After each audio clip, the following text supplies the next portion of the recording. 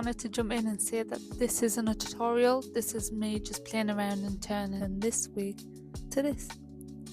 I start off brushing the hair into little sections just so it's easier to deal with, and I use a comb while brushing the sections to make it easier for crimping later, so it'll be nice and smooth so you can quickly go around the crimper and crimp everything, make it all big, because I want this hair to be as big as fluffy as possible.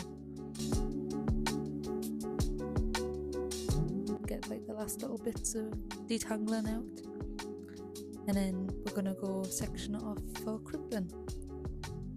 So I just take a little bit of hair and crimp all the way down, but I don't leave the crimper on for too long, just in case I don't want to over crimp the wig. I still want it to be a lot smooth and easier to deal with later on. Then back comb the hair so you can make, because Mitsuri's wig is very big and very like in your face, so I try and back comb it as much as possible without making it look overly, so it still looks smooth but it's still back combed and still full. It took so long trying to figure out how I wanted to do these braids, because I didn't want just the normal braid, I wanted like a big thick braid, and I feel like these braids are the best I could do. I could go back, change it, make it more full, but for now this is better than just the normal braid that I've already done. I'm using little tiny elastics to keep it in place, but I'm going to go throughout it and put zip ties in. You can see how thick it looks compared to the other braid.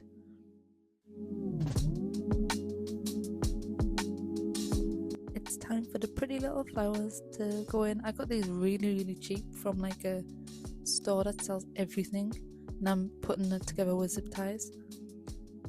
Don't do this. Don't cut the flowers with normal scissors. You'll see that I nicked my hand, my thumb with them, and now I've got a little blood blister. Use wired scissors because there's wire inside, so there's definitely do as I say, not as I do, because you'll see in a moment that I do nick my hands, and I just put it all together. Oh, there it is. I just put it all together in with the zip ties and make sure they're nice and strong so they'll stop in place. I didn't have a plan on where I was placing these flowers. I feel like if I did it again, I'd go back and try and figure out a placement for them, see what looks best, what doesn't, where bigger flowers and where the little flowers should go. Kind of just winged it and just kept adding more and more stuff on. I'm going to try and see if I can find some littler flowers so I could go all the way down the braid, because you can see that I've only done it like halfway, but I still think it looks kind of good for my first time doing it.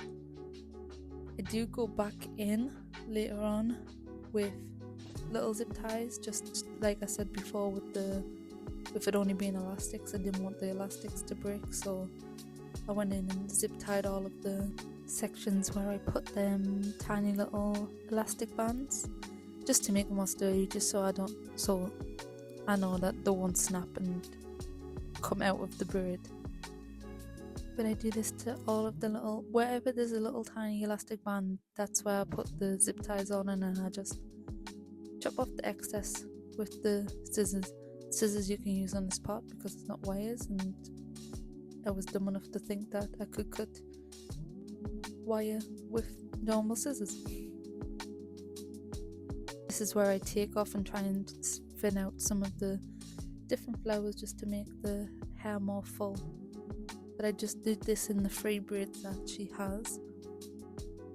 But this is me finished. Yeah, I think it looks really nice. Like I say, I might go with some smaller flowers, but thanks for watching. Bye.